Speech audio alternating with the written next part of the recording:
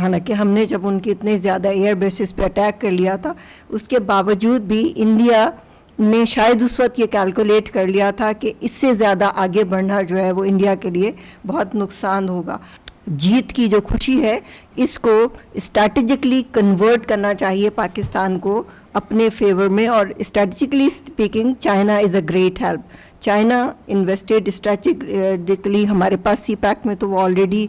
ہے ہی ہمارے ساتھ، جو ہمیں اکنامکلی اور پولیٹیکلی ایک انسولیشن اس نے ہمیں پرووائڈ کیا ہوا ہے. لیکن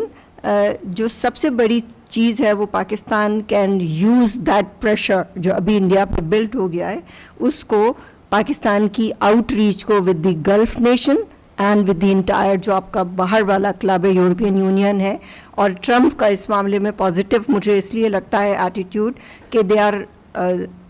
مطلب لگتا ہے اب ٹرمپ کا جو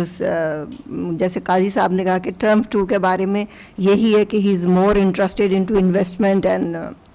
جو آپ کا اکانومی گینز ہیں، اس میں ہمیں یہ چاہیے کہ ہم اس چیز کو استعمال کریں جو پاکستان کا ایک